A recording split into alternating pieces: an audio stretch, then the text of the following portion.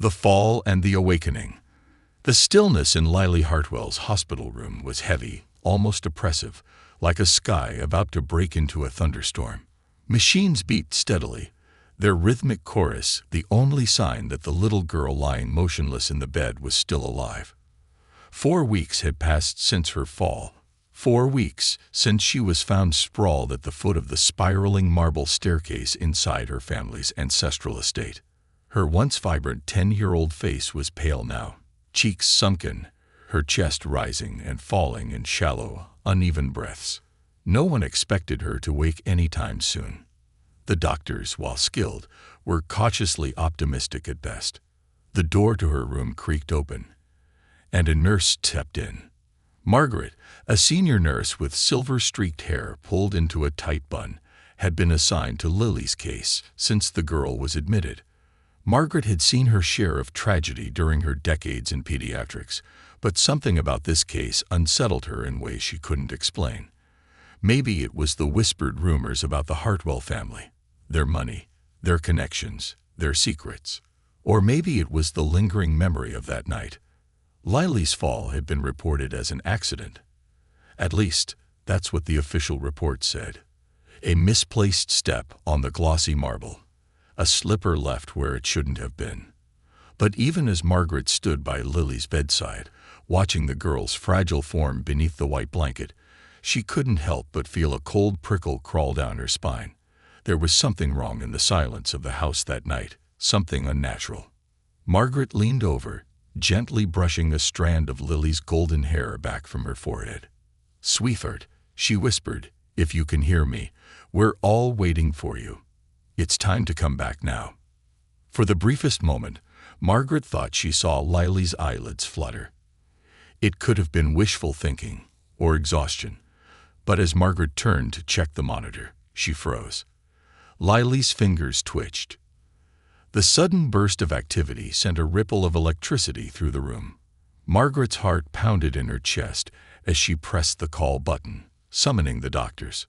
Slowly, painfully, Lily's eyes opened, unfocused at first, then gradually locking onto Margaret's face. "Lily," Margaret whispered, tears of relief pricking at her eyes. "You're awake." Lily's lips parted, her voice no more than a faint, breathless whisper. "He pushed me." The words sent ice down Margaret's spine. Before she could respond, Lily's eyes filled with terror, her small hands trembling violently. Her frail voice repeated the accusation, each word landing like a stone dropped into a silent lake. "He pushed me." Margaret stepped back, heart thudding. "Who, sweetheart? Who pushed you?" But Lily's eyes fluttered shut again, her fragile body retreating from the terror clawing at her mind. Margaret stood frozen, trembling slightly herself, until the doctors flooded the room, their voices a distant hum against the thunderous beating of her heart. A Hartwell estate, a house of secrets. Detective Adrian Cole leaned against the hood of his car, gazing up at the Hartwell estate. The mansion was a monolith of dark stone and ancient wealth, perched atop the rolling hills like a watchful sentinel. Its windows glinted coldly in the early morning light, as though the house itself had secrets it dared anyone to uncover. The Hartwell family had built their fortune over generations: real estate, shipping, and, according to whispers in the darker corners of town, less savory ventures. The estate itself had witnessed more than its share of scandals: disappearances, sudden deaths, and deals that vanished into thin air.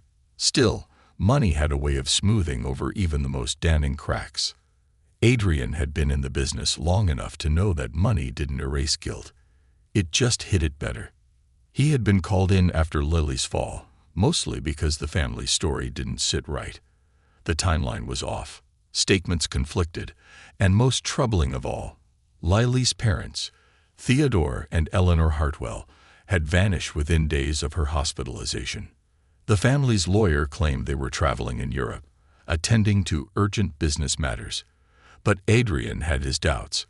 There were no flight records, no customs stamps, not a single verifiable sighting. It was as though they had simply evaporated. And now Lily was awake. The call from the hospital had been brief, but heavy with implication. Lily had spoken, and her first words weren't those of a child recovering from a tragic accident. They were an accusation. The interview. Adrian stood just inside Lily's hospital room, hands tucked into the pockets of his worn coat. The girl looked impossibly small against the sea of white linens and pillows, her pale face even paler beneath the fluorescent lights. Margaret stood beside her, gently stroking her hair, a reassuring presence in a world that had turned cruel and confusing.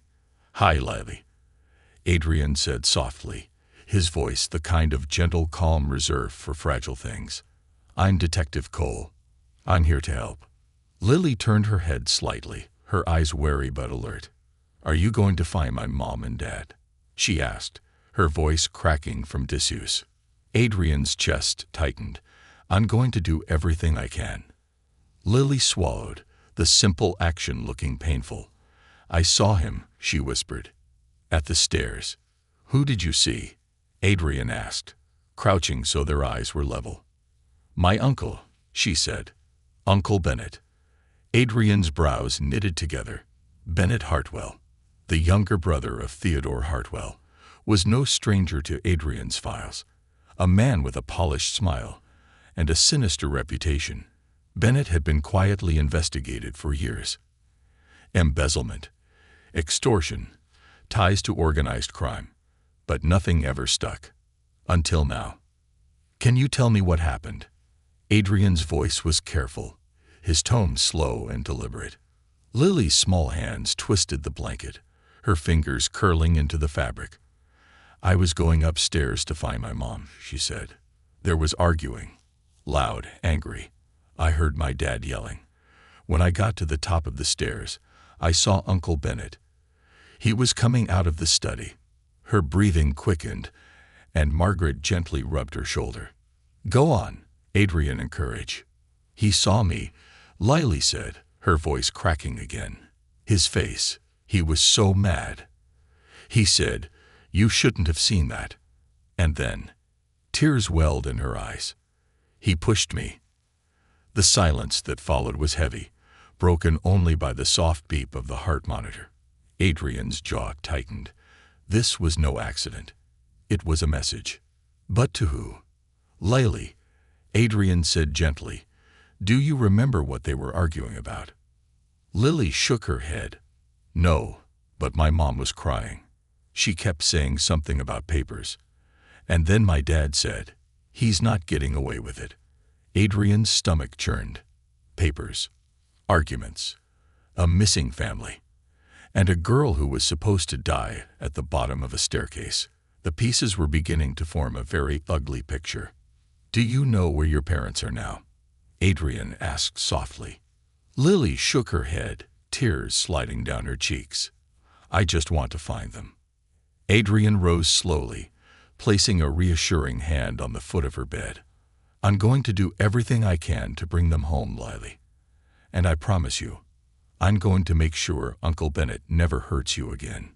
Her small nod was brave, but behind it lurked the terror of a child who had glimpsed the true face of evil. As Adrian stepped into the hallway, Margaret followed. Her voice was barely above a whisper. "You believe her, don't you?" Adrian's face was grim. "I do. And if she's telling the truth, then someone wanted her dead." Margaret's hand gripped his arm. "Detective, when I first got to her bedside, she said something else." Adrian turned. "What?" Margaret swallowed hard. She said, "He knows I saw it." Adrian's blood ran cold. Saw what? And more importantly, who else knew? Shadows in the walls. The cold autumn rain slit the windows of the Hartwell estate, leaving snake-like trails that distorted the view of the expansive grounds beyond. Detective Adrian Cole stood in the center of the grand foyer, the weight of history pressing down on him like a suffocating hand. The house was eerily quiet now, but he could almost hear echoes of past footsteps, hushed arguments, and whispered secrets embedded in the walls. Bennett Hartwell was nowhere to be found.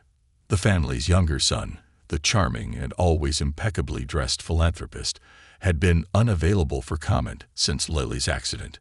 According to the family lawyer, Bennett had taken an impromptu business trip. No one could or would confirm where he'd gone. Adrian had been here before, just days after the incident. At that time, it was all conjecture, a slip, a tragic fall. But now, with Lily awake and terrified, accusing her own uncle of pushing her, the mansion felt like something entirely different. A crime scene. A tomb waiting to be unearthed. Detective. The voice of Officer Callahan, one of Adrian's junior partners, snapped him out of his thoughts. Callahan stood near the base of the grand staircase, notebook in hand, his eyes wide with the same unease Adrian felt. "You wanted the staff brought in." "Yes," Adrian said, stepping into the hallway. "Everyone who was on shift that night. I want to hear every single version of what happened. And this time, no glossing over the details." The first to be interviewed was a maid, Elsa, who had worked for the Hartwells for almost a decade. She was in her 50s, with knotted hands and eyes that seemed permanently downcast.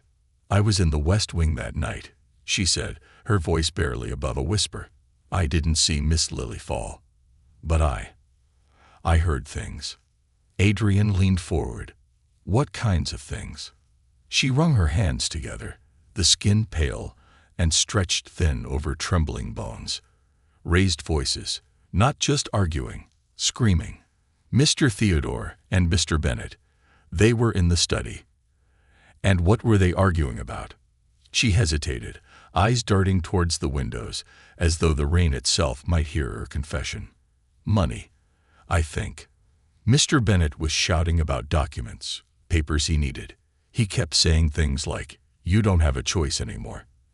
And Mr. Theodore said something like, "I'll die before I sign anything." Adrian's stomach turned. Was Mrs. Hartwell there too? Elsa nodded, her lip trembling. She was crying. I heard her say, "Please, not in front of Lily." But then the door slammed, and the shouting got louder. Adrian noted every word. And after the argument, I saw Mr. Bennett go upstairs. He was walking fast, angry, like he was hunting something. Her eyes flicked briefly to the staircase, her expression haunted. It wasn't long after that I heard the scream. Lily's scream. "Thank you, Elsa," Adrian said softly. "One more thing. Have you seen Mr. Bennett since that night?" She shook her head quickly, almost too quickly. "No, sir. He left before the ambulance came. Said something about needing air. None of us have seen him since." That wasn't entirely true. Bennett Hartwell had been seen, or at least, his shadow had been felt.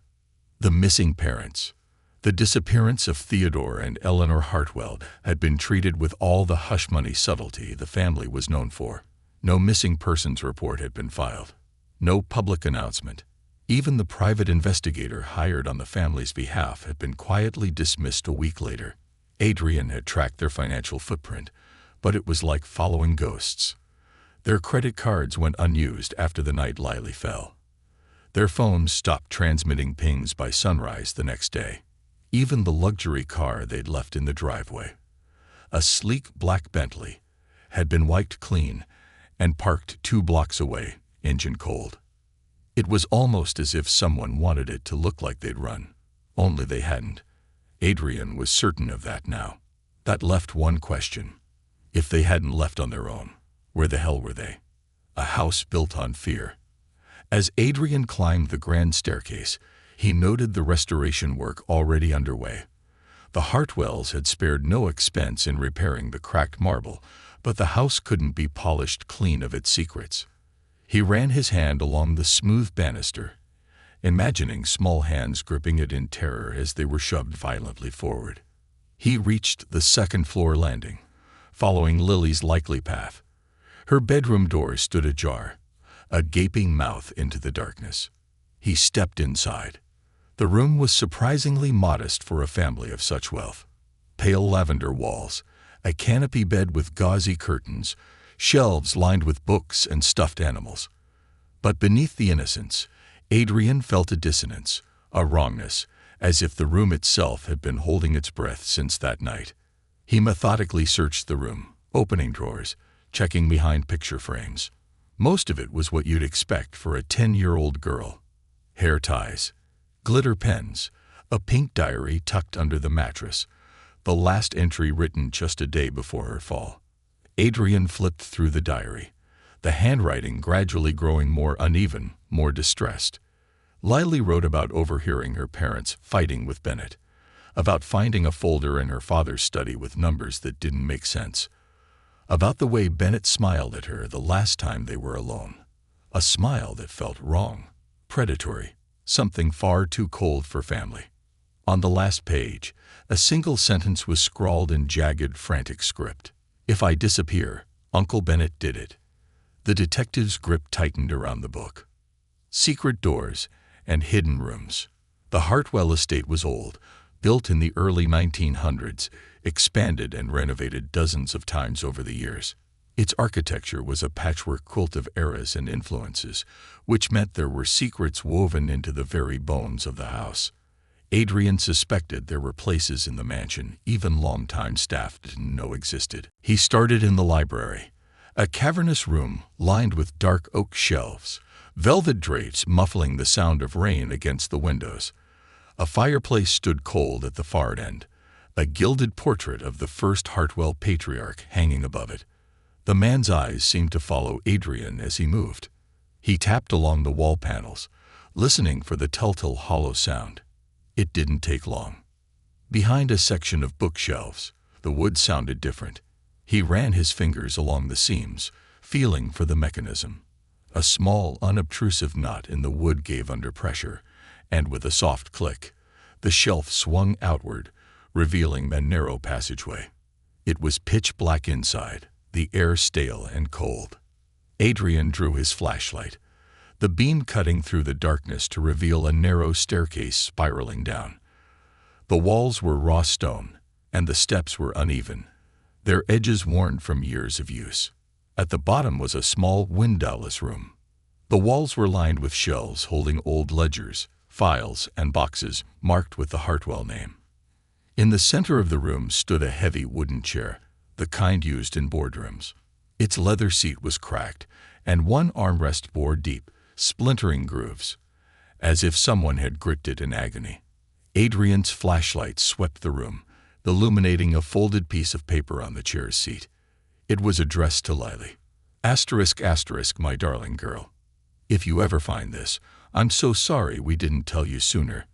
We made mistakes, terrible mistakes, and now the price is ours to pay. If Bennett finds you, you must run. Trust no one from the family. No one. Love, Mom and Dad ***. The writing was hurried, the ink smudged as if written in tears or trembling hands. Adrian's pulse hammered in his ears. This wasn't just about money. This was about betrayal and fear and a family devouring itself from the inside out. He pocketed the letter, knowing it was only the beginning. Somewhere in this house, hidden beneath layers of deception, was the truth, and Adrian would rip through every wall, every secret passage, and every lie to find it. Because somewhere, Theodore and Eleanor Hartwell were still missing, and their daughter had already come too close to sharing their fate. The vanishing point. The rain had slowed, but the Hartwell estate stood like a fortress beneath a canopy of shifting fog, the edges of the property blurring into the mist like a half-remembered nightmare. Detective Adrian Cole stood outside the hidden passageway he'd uncovered behind the library shelves, the weight of the letter from Lily's parents burning like a brand in his pocket. Trust no one from the family. The words rang in his ears as he stared down the length of the darkened corridor, its walls slick with dampness. The house was no longer just a crime scene. It had become a living entity, each hidden door and sealed passageway pulsing with secrets the Hartwells had fought for generations to bury. He had spent hours combing through the records in the secret chamber, financial documents, some dating back nearly 50 years, and others far more recent. The common thread through them all was Bennett Hartwell. His name appeared in barely legible signatures on offshore accounts, silent property transfers, and shadowy business dealings with names Adrian recognized from federal watch lists. Shell companies led to more shell companies, but they all funneled wealth back into the Hartwell fortune and directly under Bennett's control. But money wasn't the only thing the documents hinted at. A single folder, thinner than the others, was tucked between two ledgers. On its front, in slashing black ink, were the words, "For Lily." Adrian hesitated only a moment before slipping it open. Inside were handwritten notes, newspaper clippings, and faded photographs. They showed images of Lily as a baby, her parents smiling beside her, but tucked behind those happy snapshots were photos of another child. An older girl, dark-haired, her eyes eerily similar to Lily's. The caption below the photo read, "Abigail Hartwell, age 12, missing." Adrian's breath caught. Abigail. A name he'd never heard during any interview with the staff or any mention from the Hartwell lawyer. She had been scrubbed clean from the family's public history. Yet here she was, captured in grainy black and white film, standing at the top of the same staircase where Lily had nearly died. What happened to her? And why had no one spoken her name? The girl in the walls. The next morning, Adrian met with Lily again. Her pale face had regained a hint of color, though her eyes still carried the weight of something too dark for a 10-year-old to hold. "Detective Cole," she said softly when he entered her hospital room. "Did you find anything?" He hesitated, debating whether to tell her the truth. But her strength, the same strength that had kept her alive after her fall, deserved honesty. "I found a hidden room in your house," he said gently, pulling a chair beside her bed. There were papers, lots of them, and a picture. Lily's brow furrowed. "A picture of who?" "Of a girl," Adrian said. "Her name was Abigail Hartwell." Lily's lips parted slightly, but no recognition flickered in her eyes. "I've never heard that name." "She would have been much older than you," Adrian said, "but she was part of your family." Lily shook her head. "No one ever told me about her." That wasn't surprising. Families like the Hartwells were good at erasing things, or people, that didn't fit their version of the truth. "Lily," Adrian continued, his tone soft but firm, "do you remember anything strange happening in the house before you fell? Anything that didn't make sense?" She fidgeted with the hem of her blanket, her fingers twisting the fabric into tight knots. "I heard things sometimes," she whispered, "like whispers in the walls." Adrian's brow lifted. "Whispers?" Lily nodded, her gaze darting toward the window. "When I was in bed at night, I could hear them. Someone crying. A girl." His stomach clenched. "Did you tell anyone?" "I told Mom once," Lily said.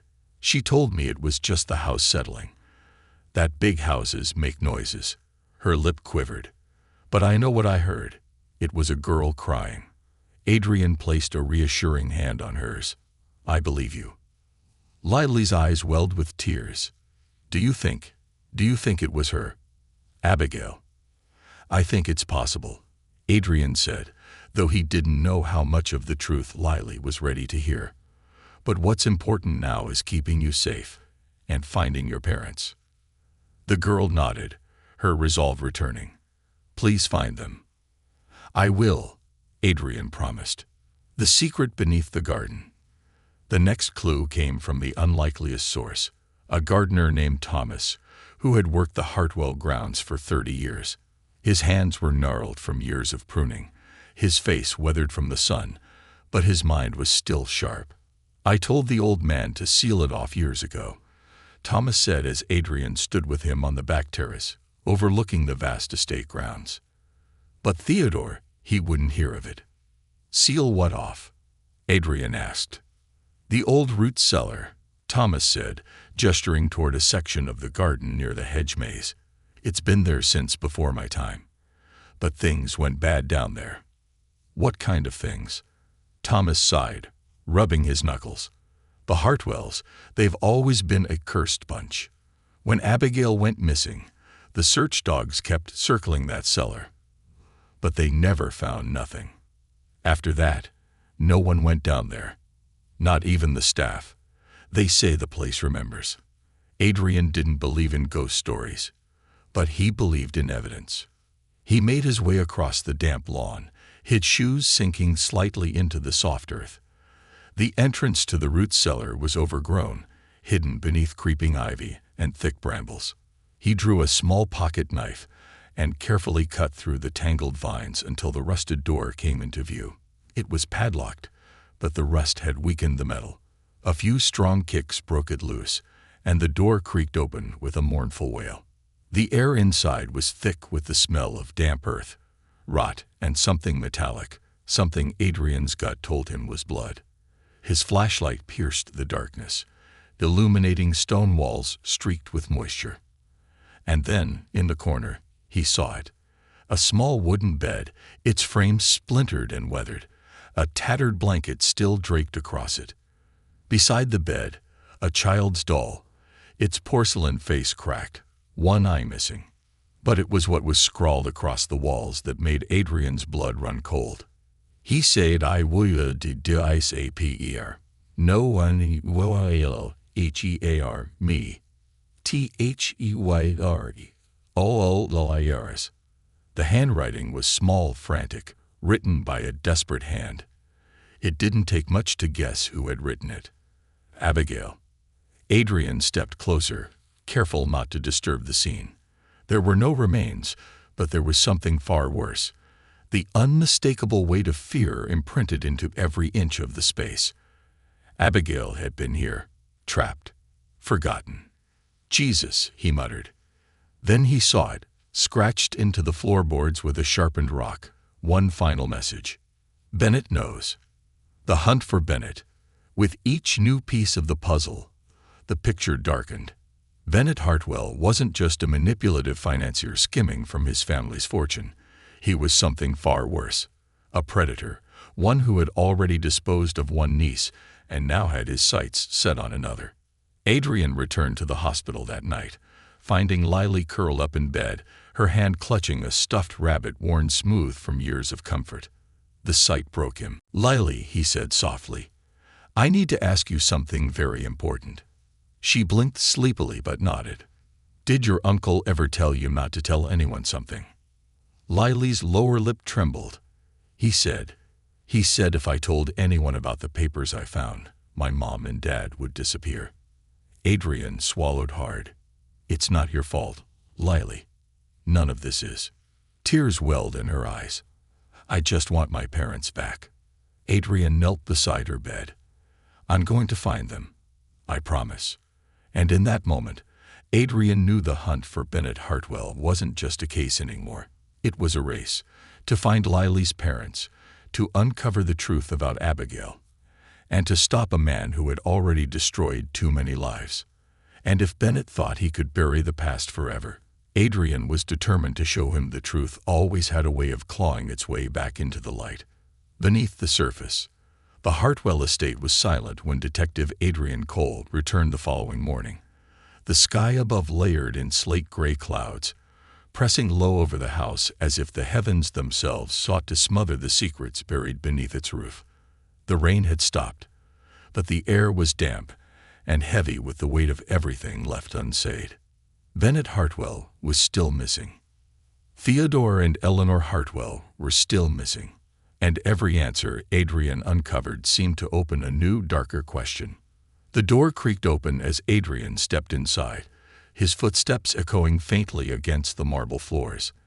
The house seemed alive, inhaling his presence like a creature awakening from a long sleep. His mind kept circling back to Abigail, the missing girl whose name had been carefully erased from the family's history. Lily had never heard of her, and the staff had grown tight-lipped at even the mention of her name. The Hartwells' greatest talent wasn't accumulating wealth. It was erasing anything, or anyone, who threatened their carefully curated image. Adrian climbed the grand staircase once again, this time stopping midway to examine the place where Lily had fallen. The restored marble gleamed beneath his shoes, the plush new carpet soft underfoot. But beneath the surface, the story remained the same. Someone had stood here, hands outstretched, and shoved a terrified little girl into the abyss. He knelt, running his fingers along the edge of the banister. Something caught his attention, a faint scratch, nearly invisible to the naked eye. He leaned closer, tracing it with his fingertip. It was a mark carved into the wood, barely half an inch long, but unmistakably intentional. It was the letter A. Abigail. Adrian's stomach knotted. It was a mark of fear, a warning from the past. Had Abigail stood in this very spot before she vanished? Had she left that mark in a desperate attempt to be remembered? If Bennett had done this before, to Abigail, then Lily's fall wasn't a mistake or an impulse. It was a pattern, a process perfected over time. The old staff wing. Adrian turned his attention to the unused west wing of the house, a section shuttered for nearly 2 decades. The staff had been relocated after a supposed electrical fire, and the wing had been sealed off ever since. But old houses never forget their secrets. The door to the wing was locked, but the rusted key still hung on a hook in the nearby linen closet. The lock resisted at first, the mechanism corroded from years of disuse, but after some forceful persuasion, the door groaned open, releasing a cloud of stale, musty air. The corridor was narrow and dark, the wallpaper peeling in curling sheets, exposing the bare plaster beneath. Dust coated the floors, undisturbed, except for a faint set of footprints leading from the far end of the hall back toward the door. The footprints were small. A child's. Adrian's pulse quickened. He followed the faint trail to a door at the very end of the hallway, its surface scratched and scarred, as if someone had clawed at it with their bare hands. He tried the knob. Locked. Adrian stepped back, inspecting the doorframe. It had been reinforced, the edges sealed with strips of nailed-in wood, as though someone had tried to ensure that whatever was inside could not escape. He wedged his shoulder into the door and shoved. It gave on the 3rd try, the wood splintering with a loud crack, the hinges shrieking in protest. The room beyond was small, a servant's quarters, long abandoned. But it was what lay in the corner that made Adrian's throat close. A child's bed, a faded pink blanket, and beneath the bed, a pair of small black Mary Jane shoes. Adrian knelt, pulling them out, his hands trembling slightly. They were covered in dust, the leather cracked with age. But there was no mistaking their size. They belonged to Abigail. The room was a prison, a forgotten scream. Back at the hospital, Adrian sat with Lily, showing her the photograph of Abigail.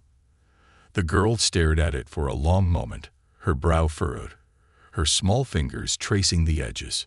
"She looks like me," Lily said softly.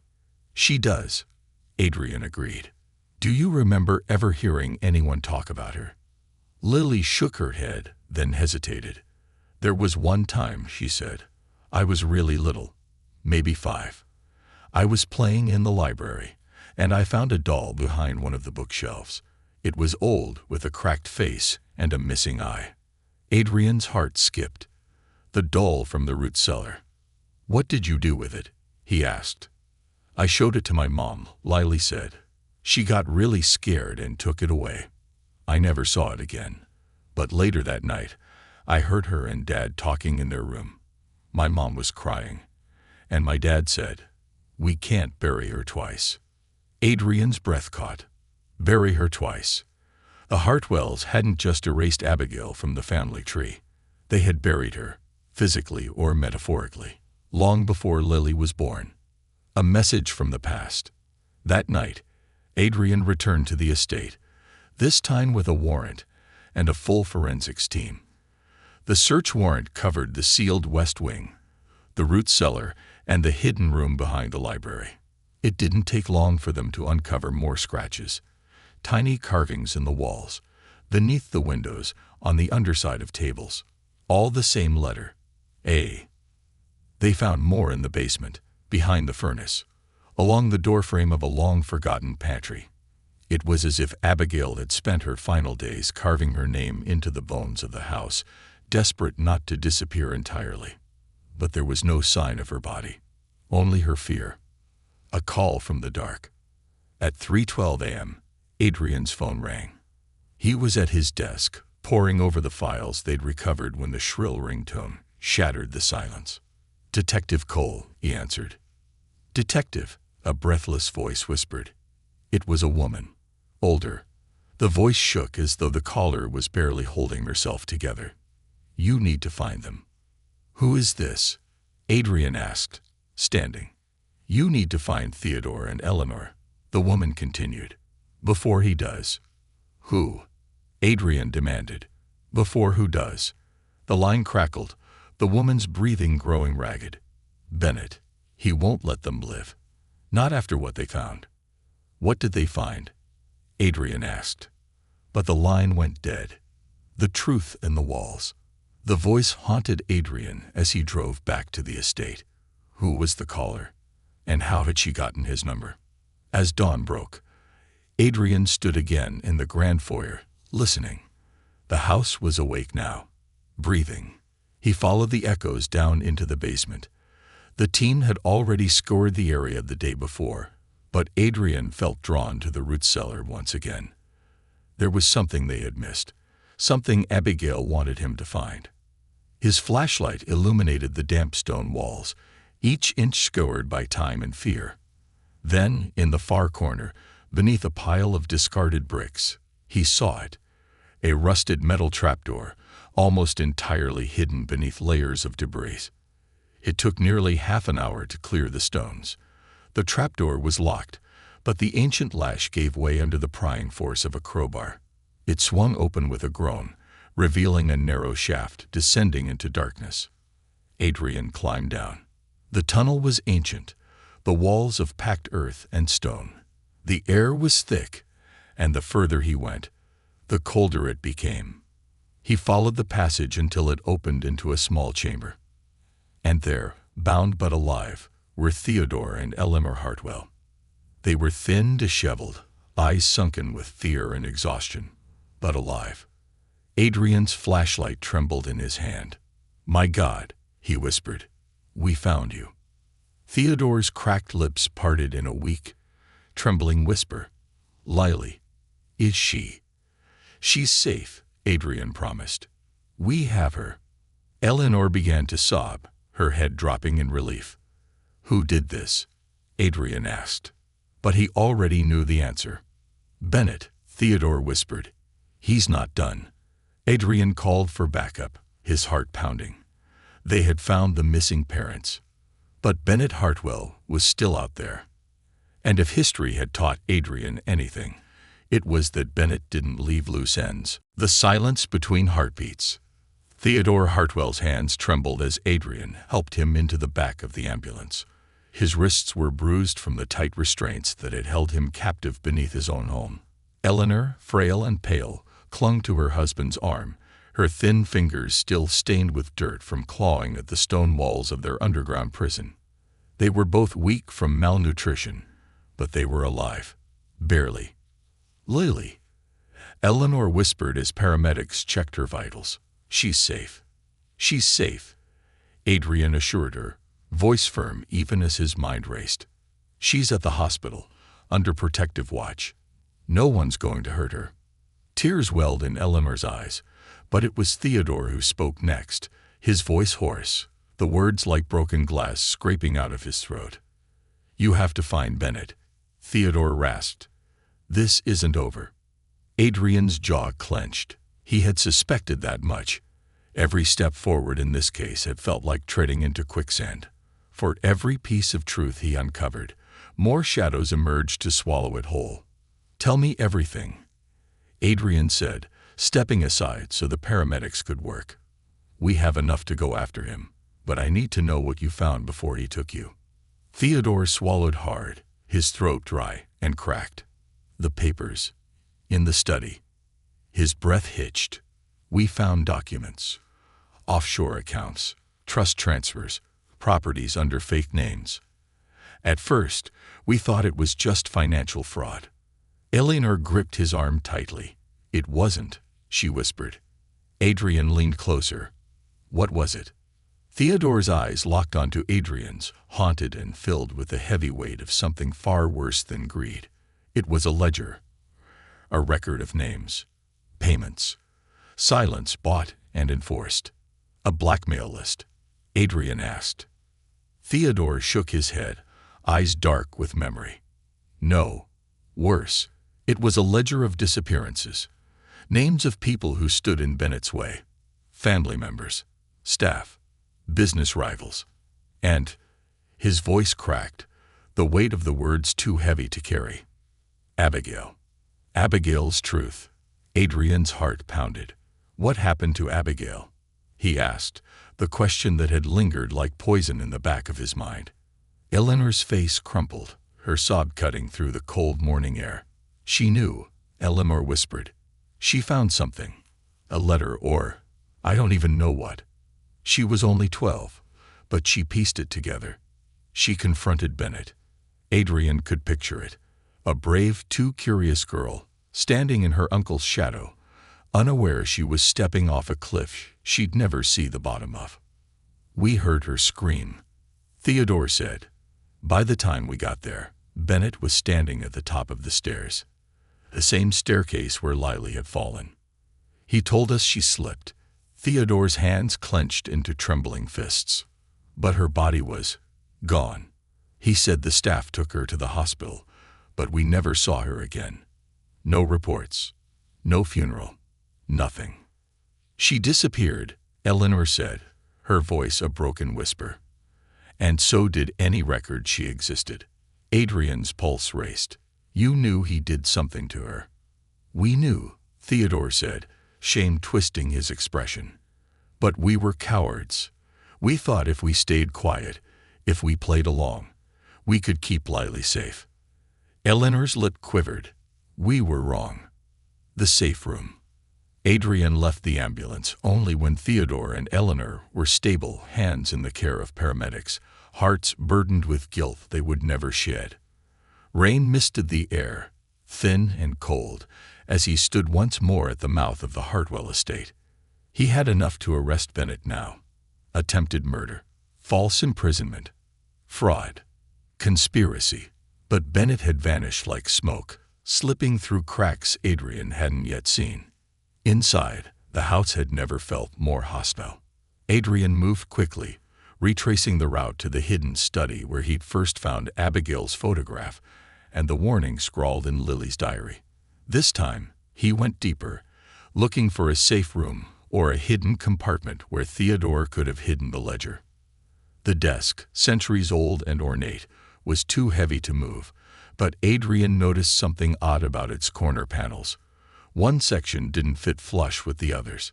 He pried at it with his knife until the panel slid loose, revealing a hollow compartment inside. The ledger was there, bound in cracked leather, the edges frayed with age. Adrian flipped through the pages, each name a tombstone in ink. Dates, dollar amounts, codes that corresponded to property transfers, consultation fees, and a chillingly brief final column. Status. Most entries under the status column were marked with a single letter. E. Eliminated. Adrian's throat tightened. Abigail's name was there. Her entry was among the first, dated 1997. E. A voice from the past. Adrian took the ledger straight to the station, where he and Detective Carla Ruiz began cross-referencing names with missing persons reports and unsolved cases. One by one, the connections appeared. Maids who had quit without notice, business partners who had vanished during critical deals, even a private tutor who had mysteriously drowned in the estate's garden pond.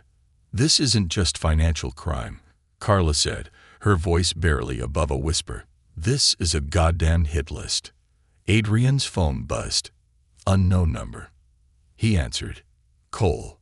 A raspy, male voice spoke, soft, controlled. You found it. Adrian's spine straightened. Bennett. I knew you would.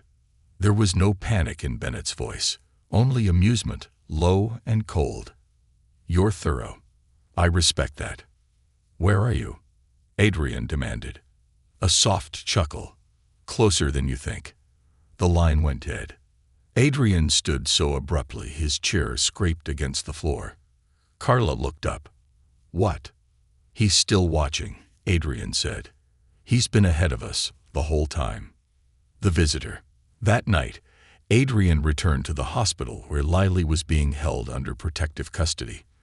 2 uniformed officers were stationed at her door, and the corridor was silent except for the hum of fluorescent lights. Inside, Lily was sitting up, reading quietly from a worn copy of Alice's Adventures in Wonderland. Her face brightened when she saw Adrian. "Did you find my mom and dad?" she asked, hope trembling on her lips. "They're safe," Adrian said, pulling up a chair beside her bed. "They're getting better, and they can't wait to see you." Lily's smile wavered. "Is my uncle still out there?" Adrian hesitated. Not for much longer. The words had barely left his mouth when a nurse stepped into the room. A woman Adrian hadn't seen before, with dark hair pulled back and a friendly smile. "Just here to check her vitals," the nurse said. Adrian stood, instinct prickling at the back of his neck. "Which floor are you from?" "Pediatrics," she said easily, not missing a beat. "Dr. Mathers asked me to cover this shift." Adrian's eyes flicked to the ID badge clipped to her scrubs. It read Nancy Quinn. Nancy. Lily's hand tightened around Adrian's wrist. "That's her," she whispered. "The one who whispered to me before." Adrian's pulse spiked. "Excuse me, Nurse Quinn. Can I see your credentials?" The nurse's smile froze for a split second, the kind of hesitation that only a trained liar would catch. Then she bolted. Adrian lunged, grabbing her arm before she could reach the door. She twisted, a syringe falling from her sleeve, clattering onto the floor. "What the hell are you doing here?" Adrian growled, pinning her arm behind her back. "Bennett sends his regards," she hissed. The officers outside burst into the room, guns drawn. The nurse, or whoever she was dragged out, screaming threats, her cover blown. Adrian knelt beside Lily's bed.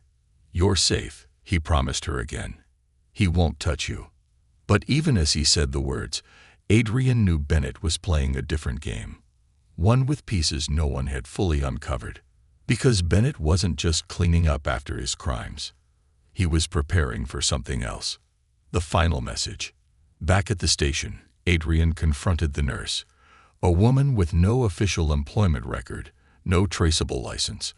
A ghost. "Where's Bennett?" Adrian asked, his voice steel. The woman smiled, blood on her teeth where Adrian's grip had knocked her against the wall. "Closer than you think," she whispered. Adrian's mind spun. Bennett was still inside the walls of the Hartwell estate, waiting. And Lily was still in danger.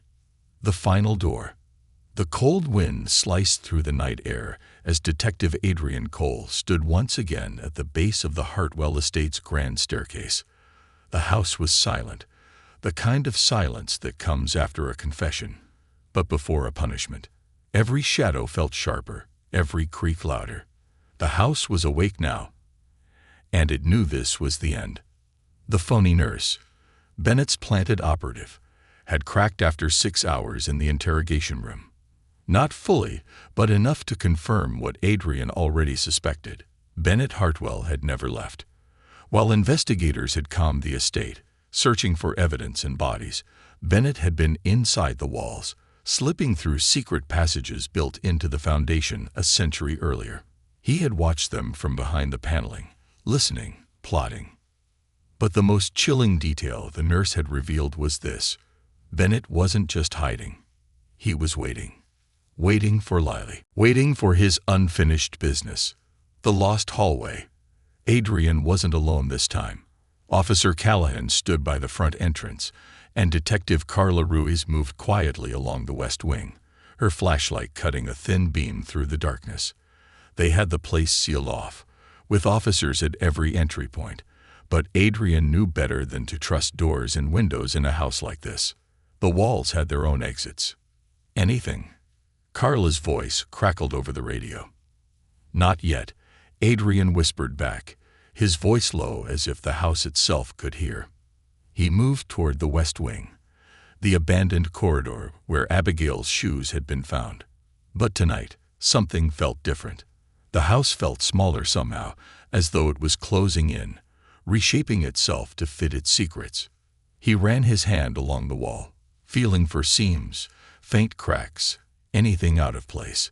It took only minutes before his fingers grazed something cold, a narrow metal hinge nearly hidden within the paneling.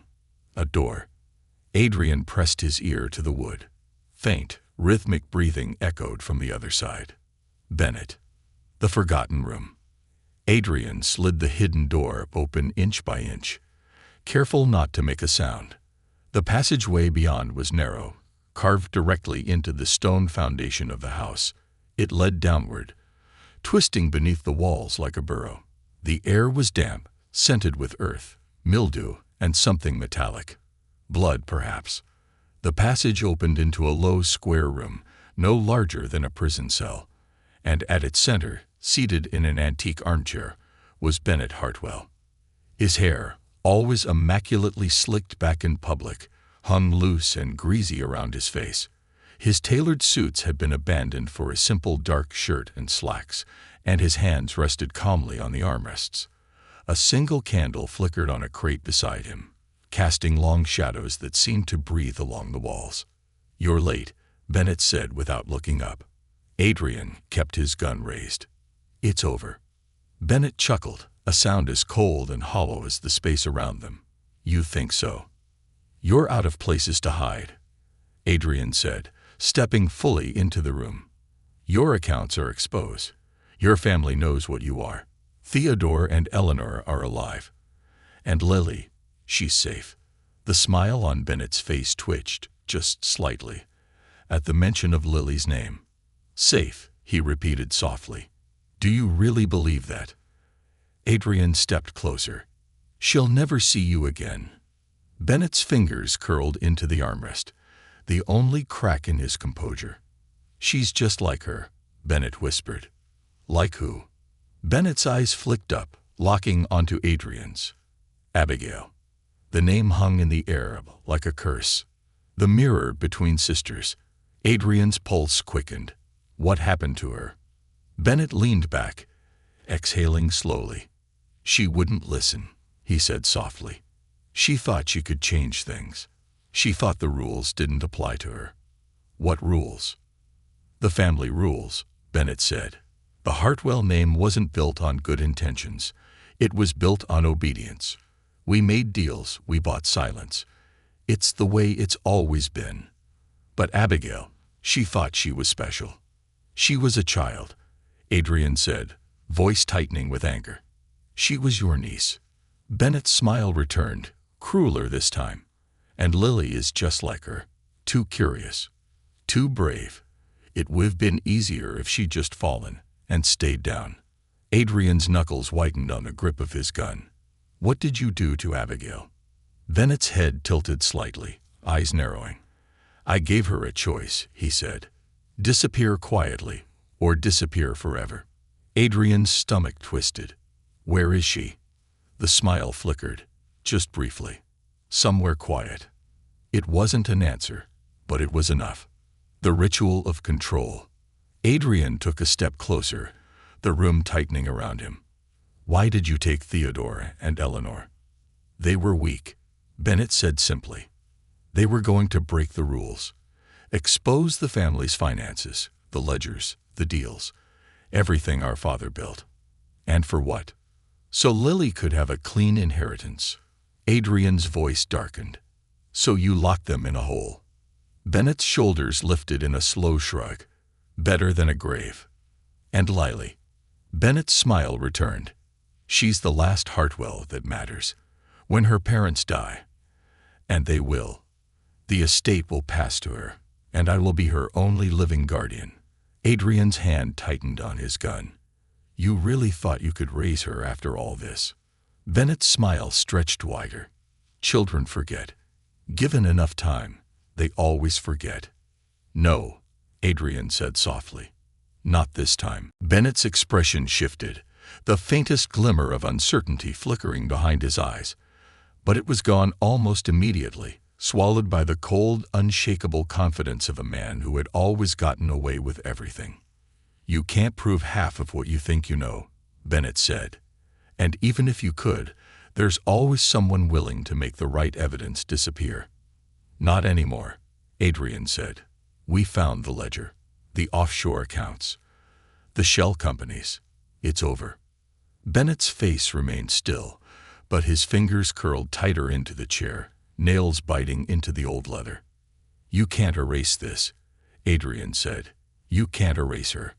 Bennett's gaze flicked to the candle beside him. Without a word, he reached for it and tipped it over. The flame licked across the floor, igniting a line of accelerant that Adrian hadn't seen in the shadows. The floor burst into flame. Adrian lunged forward, grabbing Bennett's arm and yanking him out of the chair just as the fire raced across the room's perimeter. Bennett twisted, teeth bared, striking Adrian across the face with surprising strength. The two men slammed into the wall, the heat rising around them, smoke filling the narrow space. Adrian's elbow connected with Bennett's jaw, sending him sprawling. Before Bennett could recover, Adrian pinned him to the floor, cuffing his hands behind his back. "You're done," Adrian said through gritted teeth. Bennett only laughed, a dry, smoke-choked sound. "We'll see," he whispered. "The house burns." The fire spread faster than Adrian had expected, crawling through the hidden passages, licking up through the floorboards into the rooms above. By the time Adrian dragged Bennett out the front door, the west wing was fully engulfed, flames leaping into the night sky. The house was dying, burning the evidence of its sins, swallowing every secret the Hartwells had buried beneath its foundation. Bennett was silent as the officers took him into custody, his once impeccable face streaked with soot and sweat. His eyes, however, remained cold. But Adrian saw something else in them, too. Fear. A new beginning. 2 weeks later, Lily Hartwell stood at the edge of the property, her small hand in her father's. The house was gone, nothing but smoldering rubble and charred stone. The estate would be sold, the money donated, a small atonement for a century of secrets. Lily turned to Adrian, her eyes clear but older somehow. "Is he gone?" she asked softly. Adrian knelt beside her. "He'll never hurt you again." She stared at the ashes. "Is Abigail here?" Adrian's heart ached. "We're still looking." Lily nodded, her small fingers tightening around her father's. "We'll find her," she said. "We won't forget." As Adrian stood, he knew Lily was right. Somewhere beneath the ashes, Abigail Hartwell was still waiting to be remembered.